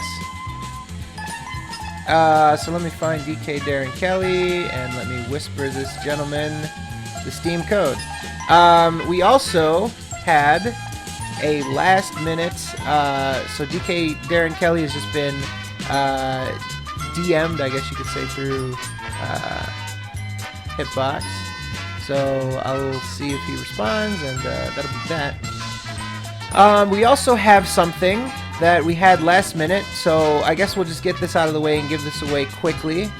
And this is for everybody. We got PS4, Xbox One, and PC. Okay? Oh, Jesus Christ. That's right! See? So we've got, so I guess we can try to sort this out by system. So let's do raffle. Let's do Xbox One first. So we'll do Xbox 01. So for Xbox, if you can please enter in, if you have the Xbox One, you can win something. Huh? Something. Can you have simultaneous raffles? Because we got Xbox One, PS4, and PC. We can just do it one at a time. Okay, we'll do it one at a time. Yeah. And I don't think I heard back from DK yet. If need be, I'll DM him on Twitter. Oh, wait, there it is. This is what happens when I decide to stay out late. So he did say something in the chat. DK, if you could, let us know if you received the code. Okay, cool. He says works. Thanks. Perfect. Thank you, Mr. DK, for confirming that. Mr. DK now owns a copy of Resident Evil 0 HD. As Phil would say, the remake. Alright, so let me give you guys a couple more seconds with Xbox. Stop raffle. 5 more seconds with Xbox. Remember, Xbox One. Alright, stop raffle. There's a lot of people here with Xboxes. Roll raffle. And your winner is Beto Sames. Bato Sams. Bato Sams? Bato Sams. Alright, so let me make sure I put that in the chat. Bato Sams. Alright. Niño rata. Niño rata, eso ofende, viejo. What the fuck? Alright, let's do a quick one for PS4. 1. So if you will please enter in PS4, you can win the PS4 version of this prize. I can't understand Italian. Well, this is the Italiano show. Damn, that's a lot of God. PS4s. Holy damn. shit. Holy shit. We usually don't do raffles with like 250 people here, though. Like, we usually do it at the end of the show all sneaky. So I'm saying compared to Xbox, man, PS4 wiped it. I think we just basically proved how many fucking people have a PS4 compared to the Xbox One. We just broke me out bad. Console wars, man. Crazy. How many? It'll give us an update. How many people are in there? 45. already. 45. Jesus Holy Christ. shit. All right. So last It's second, probably gonna add a little bit more. last minute for PS4. If you have the PS4,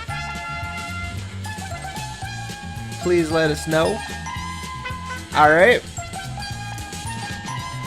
Type out stop raffle.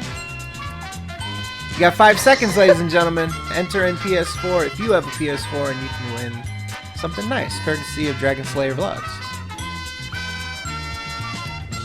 All right, stop raffle. Ooh, somebody came in like last minute.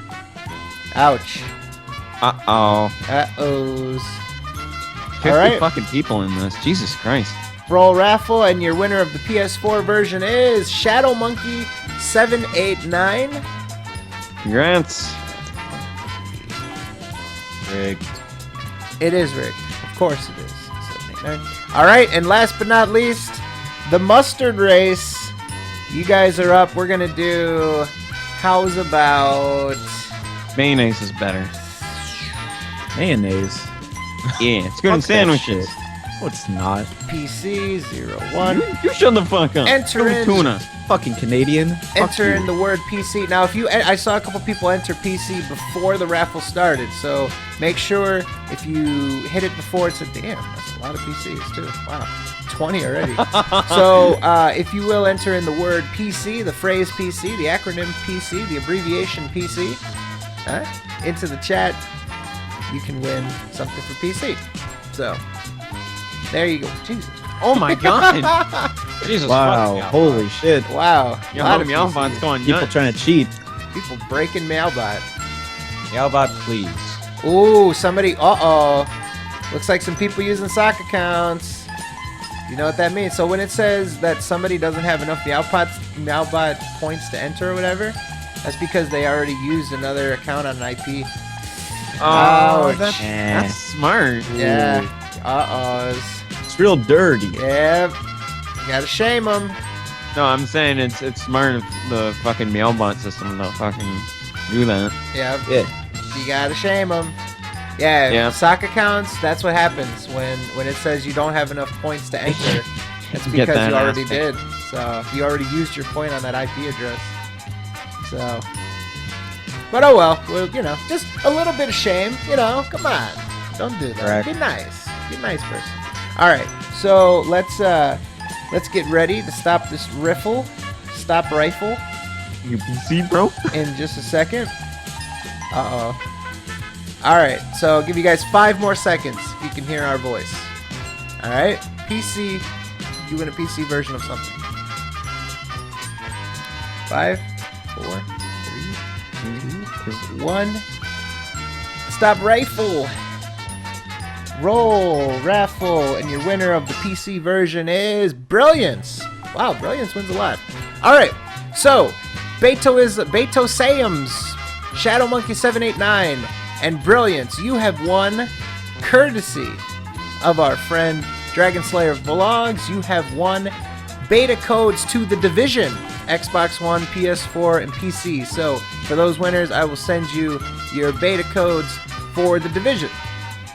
You can play that fantastic game. So, let me grab each person and let me give them what they need. Let's move on while I do that. So let me give you guys something to riff off of while I take care of the prizes. Let's look at the viewer submitted. Maybe we'll spice it up. Let's throw a miscellaneous in here. Yeah. All right. So excited, Loophole. Yeah. Yeah. Yeah. We're done. That's the way to do it. I quit. All right. Oh, here we go. I'd love to hear your guys' thoughts because I saw people snapping on Twitter. Thoughts on the McChoco potato? If you don't know, Fuck it's currently that Oh, God, no. it's a new item only available in Japan. It's McDonald's French fries coated in chocolate sauce, milk chocolate, and white chocolate drizzle. That Have sounds at it. Really weird. KG can go get diabetes when he goes there for the 78th time this year, but firstly, that shit looks disgusting. I don't want fucking chocolate on my fries. You know what? Fries are perfectly fine by themselves. Ketchup, maybe. What's wrong with chocolate on the fries? Chocolate on fries. Chocolate and potatoes. Well, They don't mix. Wait, Well, what, you I saying mean, gravy ain't good you on did- fries? Gravy's fucking nasty. Fuck you and your poutine, you little fucking Canadian fuckboy. I dip fries in my chocolate shake all the time, so how's that gonna be any different? Man. Also, there's like vanilla stuff on it. It just looked nasty. It just looked nasty. All that experimental stuff in Japan, like the squid burger. Like, yeah, I want to eat squid on my burger. Like, come on. That's Who a wouldn't thing. want to eat squid on their burger? I mean, if you want to dare yourself, go ahead. But I would not want to eat chocolate fries more than like 3 times. After that, I'd say, no, I'm done. Doofus tries it. I don't know, man. Deep fried calamari is pretty fucking delicious. Yeah, it is. Well, if it's done right. But chocolate fries also is from McDonald's. So really, like, that chocolate is really going to be good? I doubt it. Depends if they salt their fries too. That I think that makes the difference. Yeah, If I, those now that I fries- think of it, salt and chocolate actually is a decent, nice little combination. Pretzels dipped in chocolate is fantastic. It's a great I snack. don't know. I see potential in it. I think that's kind of neat. Yeah, it's real neat. Yeah. I don't know. It looks like even bigger chance to get a heart attack when you go to McDonald's to me. I mean, you already had a chance to get a heart attack to begin with, so. Well, I mean, especially with those fucking maliciously salted fries. Fuck those pieces of shit. Yeah, Fred, did you have one of those snafus recently? Hey, it's a fuck you personally because I don't want to talk about that shit. You had to go back at like midnight. No, I had to go back because those fucking people. So apparently going to McDonald's to pick up some chicken McNuggets and shit is a fucking crime. So they gotta fucking get you for it. I go over there, right? There's so much salt on these fries that I could have fucking wiped it off and filled a salt shaker. These fucking jackasses. So I have to call the manager and tell them that I think that they maliciously salted my fries. That's literally what I told the guy. And he's like, "Oh, I'm so sorry. Why don't you come back here and get the fucking food?" And I went over there and I got the fucking food again. I felt like fucking Fatellini going over there talking about some shit. They remade everything. Well, so thanks for that. But yeah, I was very salty about these oversalted fries. It was maliciously salted fucking fries. It was not delicious. It was malicious.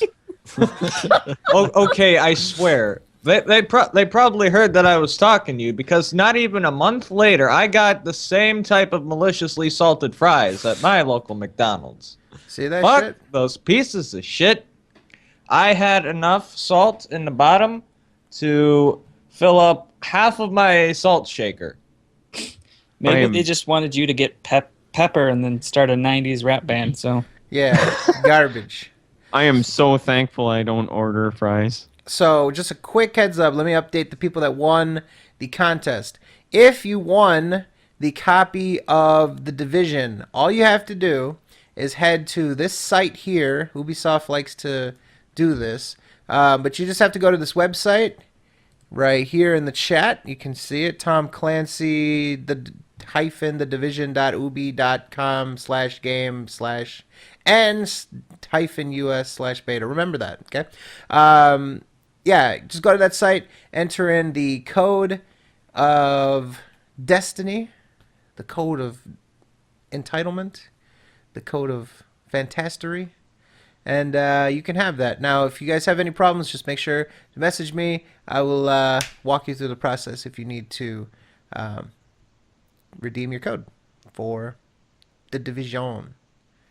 Heard it's good. I don't know. You guys hear anything about The Division? Anything promising? Yeah, I heard it was like surprisingly good. I actually got the beta to that, but I never got to play it because there isn't a humble bundle. And yeah, I heard it was good, surprisingly, but you know. Wait. Sorry, what? So I was gonna wait for the full game. Yeah. I'm really excited for it. Everything I see kind of makes me want to play it more and more.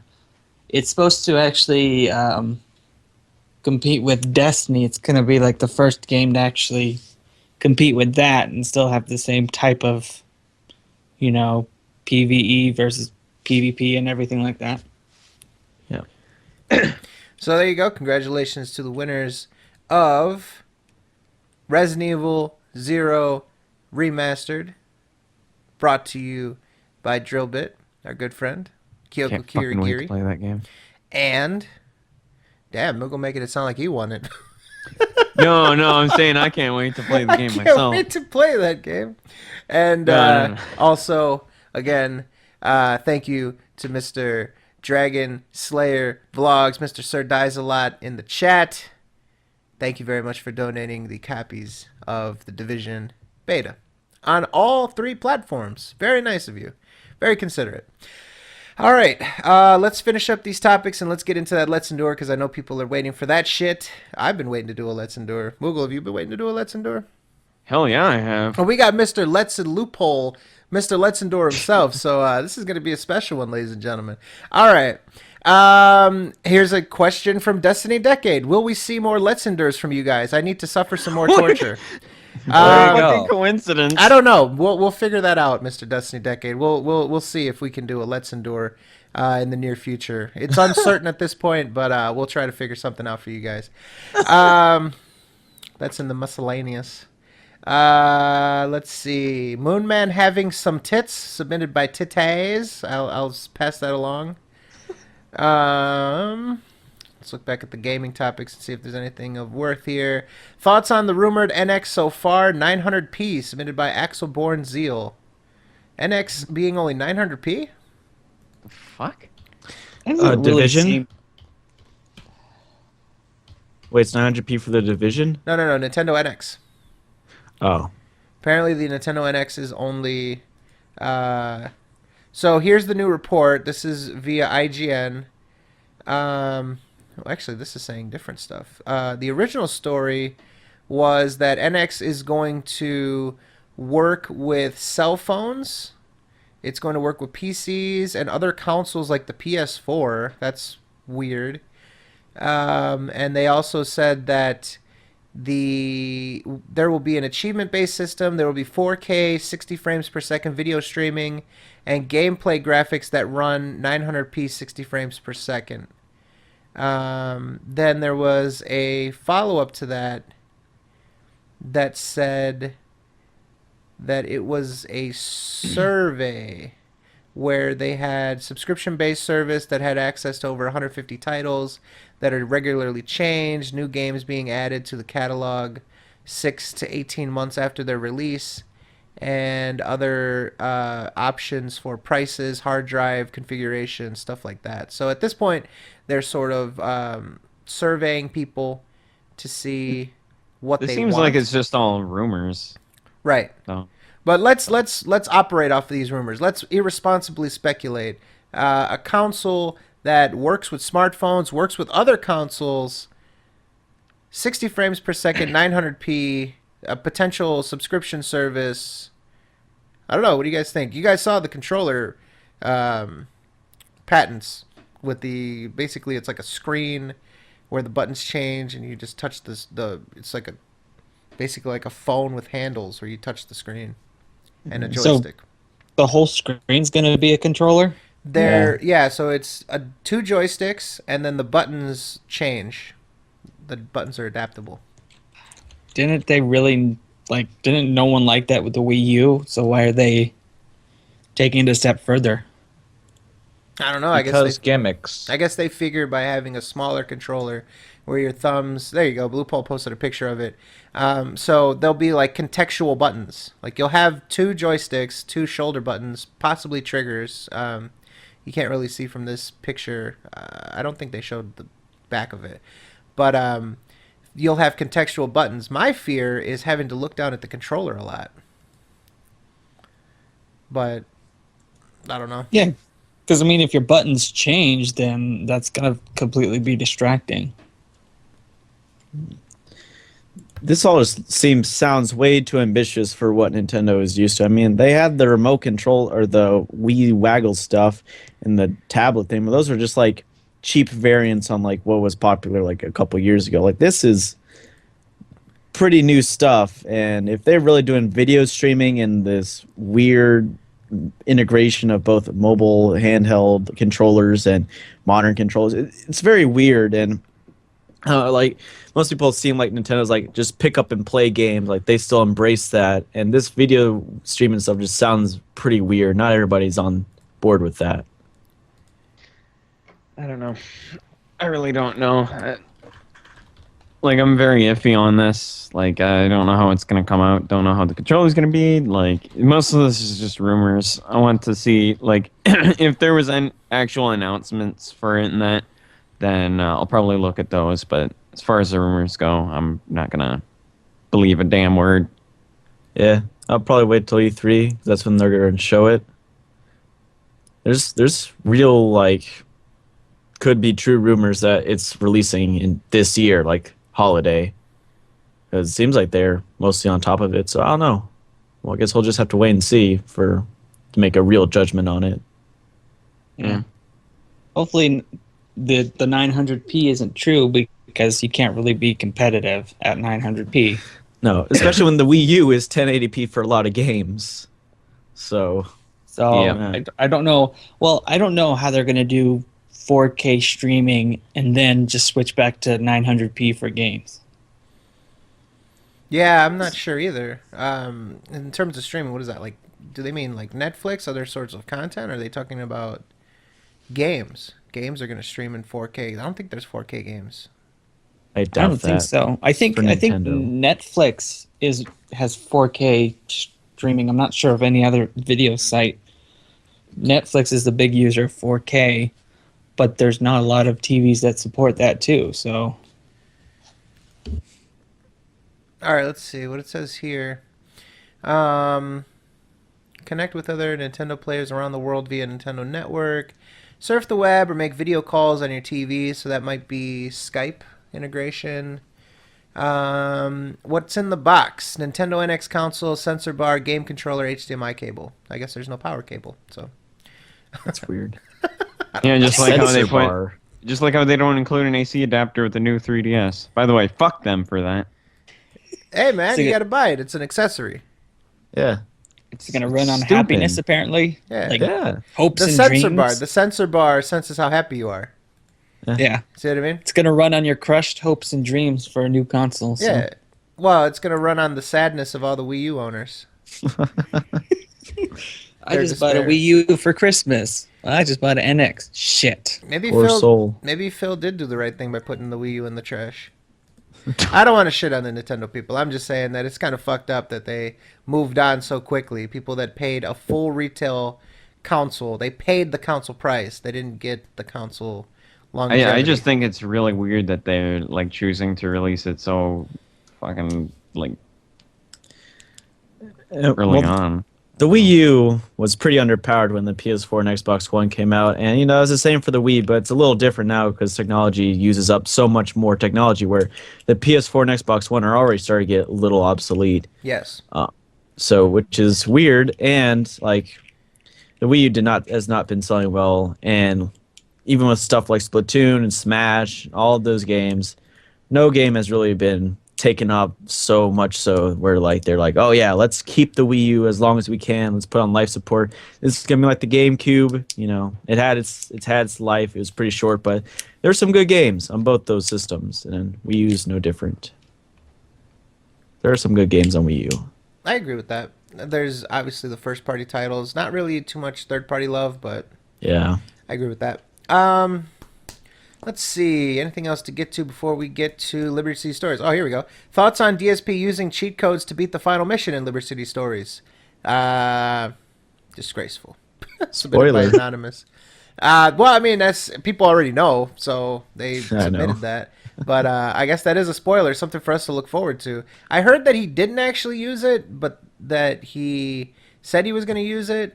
Spoiler alert, again. Well, that's actually not a spoiler. What happened was I haven't been watching this all so much, so this is going to be sort of new to me. I saw that Chaff, our good buddy, in the version that we're going to be watching, posted his version. I looked at like the first maybe 10 minutes, and I already saw some fuck-uppery. But I was watching Brightside Bob, who was doing his stream, and he like, I don't know if he just got lucky or if the whole playthrough is like this, but when he switched over to watch that shit, he failed like 6 times in a row, and like, yeah, this is very promising, and this will put a nice little bow man. on the GTA series. This is, I believe, the last possible GTA game that he can play in the series. I think this is the only one that he didn't finish, or the only one that he didn't do yet. That's it. Unless he wants to do Chinatown Wars. Hey, Fred, don't forget to mute yourself. Yeah? Or You know what? unmute yourself. You know what? I'm not streaming this time, so if I'm muted, it's your fucking fault that I'm coming for your head. If we were on Discord or some shit, I would have like muted you. So Discord. nothing would have happened. Discord. That's how you pronounce it, Moogle? Discord? Yeah. Big. Well, he's Canadian. He pronounces everything wrong. So Yeah. I That's pronounce just a- everything wrong. That's everything. How about Sony That's Vegas? an exaggeration. How about How about, Sony Vegas, Moogle? How about Vegas? But in Sony all Vegas. seriousness, Sony Vegas. Look at this guy. but in all seriousness, like I can't be surprised that Phil needs cheat codes to win and everything. After all, he can't even beat the easiest boss in Resident Evil 0. Ouch. Can't even beat life to begin with. So Ouch. Oh, damn. Damn, shooting.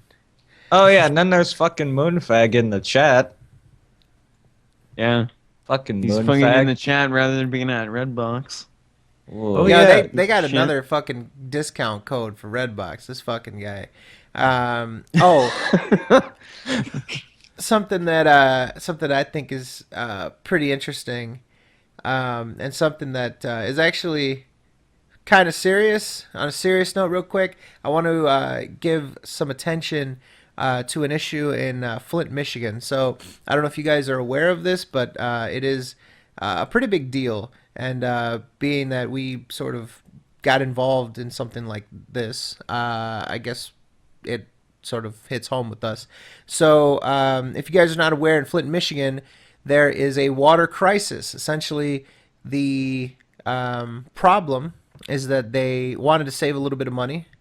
They stopped buying water from Detroit, and they ended up pumping water from the Flint River. Unfortunately, this water is much more corrosive.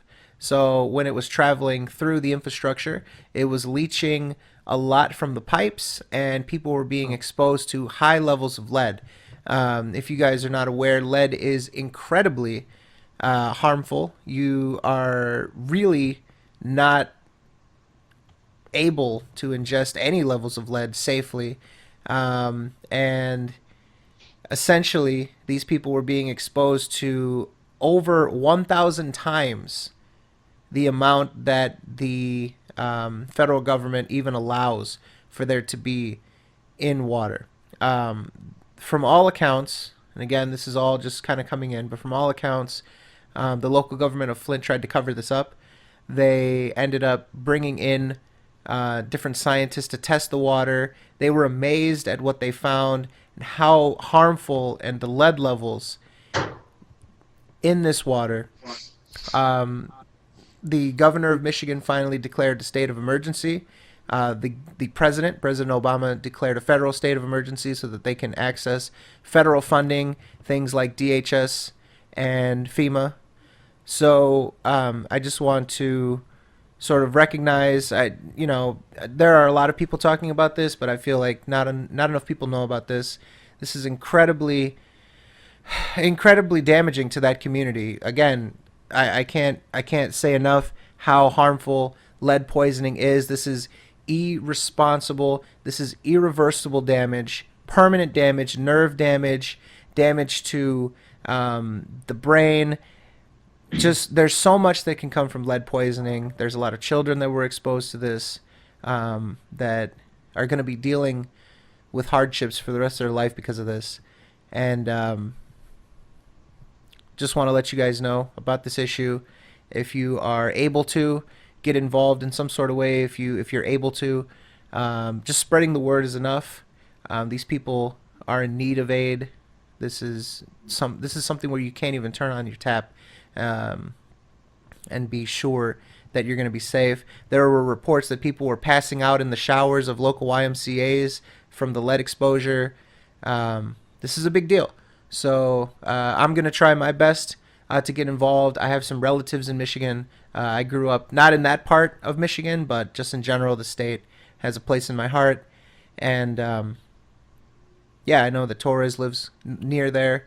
There's a lot of people that this affects. So I also have some relatives in Michigan too, and they just had a baby themselves. So I'm gonna be hoping that they're okay as well. I'll probably be checking up with them. So just want to. I hope things get better there. Yeah, I mean it's almost impossible to overstate how harmful lead poisoning really is. It's irreversible, lifelong damage. So there's that. Just want to give some attention to that. We did the SOK water charity, so it's obviously something important to us. And like I said, I'm personally going to try to help out in any way I can. And if you guys have the ability to, please do what you can. Spreading the word is enough, because I feel like this did hit the news, but it's kind of sliding under a little bit. I saw people in the chat that were kind of surprised to hear about this. So just spread the word. That's enough. So, all right. Let's see. Let's get back on to some chicanery before we get on with the Let's Endure. I think we'll do the Let's Endure in just a couple minutes. You guys go with that? Yep. All right. Yes.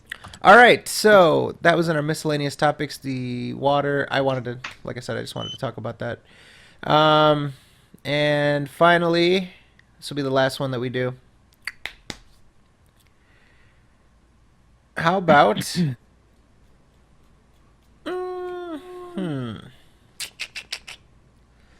Looking for a good one. One last one to end with. How's about... Okay, here we go. This is something that I thought was pretty interesting. If Phil had a mascot to represent the King of Hate, or DSP Gaming, or the new KO Gaming, like how John Tron had Jacques the Parakeet, or if Markiplier with Tiny Box Tim, or those who use anime girls, what would the character be submitted by AP Dubtalia? A dancing salt shaker. What was the question again? A panda. Panda. If Phil had a mascot. So all these YouTubers have mascots. If Phil were to get a gout foot, Everyone's saying go. Yes, God. a big toe with Oh, gout on a it. terrible Nah. goatee. Nah, I got the perfect one. Jabba the Hutt with a goatee. Oh god. A panda. How about you make an actual goat with a goatee? The goatee. Yeah. And a fucked up foot. Yep. The Gouty. The shitty. Dickies. It would definitely be a shitty goatee. That's for sure. All A right. shitty, gouty goat. KG fucking a horse. Nice. No, that'd be a KG mascot, not a Phil mascot. A seal. That's pretty good. Fucking seal. I don't know. Well, he did have- Cowboy. He did fucking have death face for a while. But... Yeah, but then we all know how Project 7 went. yeah. What Project 7? Project 2. What's that? Project what? Is that character? Project X. You mean Project Dead? Well, you know he was gonna. Well, you know he was gonna do Project XXX, but Panda Lee said no. That's later this What do you year. mean I can't get any underwear tie? I mean, did you already pre-order that video, comma? Is that why you know? Oh. You know, behind the scenes and everything? Oh, there's Patreon behind the perk. scenes. Hey, you're behind the scenes. You're like the guy who just holds the soundbar trying not to look awkward. Whoa. Vegan. I mean, I'm sure there was probably behind the scenes in the old Project 7 with fucking Phil, Rambo, and Howard, but I don't think Phil wants us to see those. Somebody said there's new Destiny Crimson Days. Fucking people are fucking with me now. Ooh, Valentine's Day Crimson Day. Well, I'm gonna be busy, but what the fuck is this? Stop with your damn destiny. It's the destiny. I don't even understand what this. They don't even say what it is. They're not even saying like what it's supposed to be. Oh, it's doubles. Oh, okay, I get it. You get some sweet loot. Huh. You can do doubles. That's kind of cool. Cool. Me and a couple people will be running that. But anyways, I just tweeted out about the Let's Endure. So that is official now. In a few minutes, we will be doing the Let's Endure of Grand Theft Auto Liberty City Stories, something that I'm actually pretty interested about. Is there anything we want to tackle before we get out of here for tonight? Switch over to the aforementioned Let's Endure. Cool. Oh, All right, Mr. Cummer. I was just gonna say in the chat. Zero Confidence says, Fred, I'm going to kill you. What? What did I do? What kind of shit is this? Oh, I guess In you all could caps, say. too. You kind of pissed him off. Why is Jeez. Zero Confidence gonna kill me? Well, I guess he has. There is zero confidence in him that. Stop dodging me. What do you mean dodging you? What did I do? I'm talking to you right now. It is his destiny to kill you. What did I In do? Destiny. Zero Doc. It says in the doc. Okay. I guess that's how you get your doc stuff answered.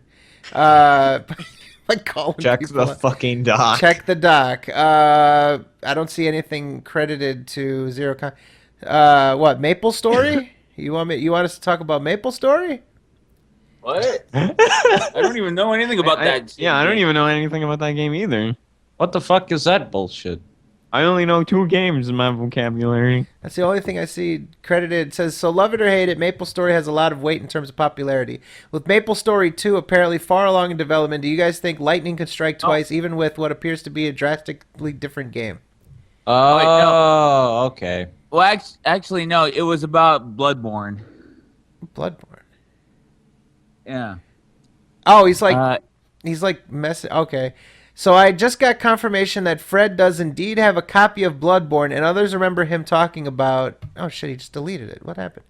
Others remember him talking about how he was just so excited to get into it on episode 59 or so. However, when Zero Confidence challenged him on episode 62, he made so many excuses talking about how he just wouldn't play it. Fred, why you gotta be scared of getting wrecked? Square up, man. Get those damn boxing God gloves out. damn. Oh, man. And now we know why Fred's gonna get killed. If only I didn't read that. Oh, God. What did I do? Well, Zero Confidence. I have zero confidence that I'm going to be playing this game anytime soon. The reason being, I've got a lot of games in my backlog. You see, I mean, I've got Destiny to play a little bit. There are just events that I've been seeing here. I also have to play. I have to finish Fallout 4. I have to play Assassin's Creed Syndicate, which I still haven't been able to play yet. I need to play Infamous Second Son. I need to play a little bit of Destiny here and there, just a couple minutes. You know, Loophole's gonna get Destiny, so I gotta help him, and Kama's gonna get Destiny, so I gotta help them along. You know, I'm getting mine at the end of February. oh, someone said they're gonna give me their 300 level character. Okay, I'll take it. Thank you. I am. Oh, wow. I accept. I know Fred can't wait for me to get Destiny too. Confirm sociopath. Hit me up on whatever social media you'd like, and we'll get that. We'll get the 300 level character. Perfect. But I'll play it eventually. I will. I have it. I bought it for a reason. I will play it for a reason. Later. I promise you that I will play it at some point. I just, you know, I've got other things, and Bloodborne is going to be something that's going to consume me. Well, that's the thing, though. Bloodborne is like, that's not just like, oh, you just play it a little bit, and, you know, you got to actually fucking get into it, you know? So, I have to, you know, I have to get into it first, but, yeah, we'll hit up Confirm Sociopath so I can get that level 300 character, whatever that means. Then I'm going to fuck your world up. I have zero confidence that you're going to survive this encounter. Oh, shit. Man, what I know I have zero confidence in having Fred as a teammate in Destiny. Oh, damn. You know what, Kama? You're going to rage quit Destiny within 15 fucking minutes. There's going to be a Kama rants of you in the menus. Oh, yeah. Well, There's you know no why? It's because save. you're going to keep pushing me off a cliff. That's why. Yeah, I am going to push you off a cliff. And I'm going to throw you under a bus. It's gonna be your destiny, Kama. Kama's destiny is to be yelling and screaming until his voice is hoarse. And I'm going to wreck Evil Table in Uncharted 4. Don't even start that shit, because you're dead in Uncharted 4. Loophole knows what's up. 4. Yeah, hey man, he's surprisingly good. He can get around with that Surprisingly Nathan good. Drake. So you're Surprisingly decent. You're if you fucking could say. done, Evil Table. Anybody else have any challenges before we get out of here? This is Challenge Fred Day. Do it. One quick scopes only. Let's get back to the Let's Endure. Is that the challenge? Let's do the Let's Endure? All right. All right, let's do it. All right, so here's what we're going to do. Ladies and gentlemen, we're going to get out of here for tonight. Thank you guys very much for showing up. Thank you guys very much for all of your all that stuff. I feel like we do our best to get through them, but what the fuck? God damn it, AJ. And he made it purple. And he made it purple just to really let that fucking sink in. That son of a bitch. Well, we'll try to get him too. All right, he's coming to this too. Anyways, ladies and gentlemen, again, thank you very much for showing up. Thank you very much for rolling with us, sticking with us, supporting us through thick and thin. We very much appreciate all your viewer submitted topics, viewer submitted all that kind of stuff, viewer submitted attention. Thank you very much for that. We always appreciate having all you guys here. We wouldn't do it without you guys. You guys always are there for us. We very much appreciate it. So we're gonna get out of here. We're gonna are we gonna like end the stream and retitle it? I assume that would be the correct thing to do. I mean, Yeah. we could like just We could stay live and fucking like switch and shit, you know? yeah, Yeah. go on a little break. All right, or- so let's do a sign off for YouTube, you know, like Phil, and then we'll switch over. Thank you for all that stuff I mentioned. We love you. Go fuck yourselves. Good night. Yeah. So yeah. There.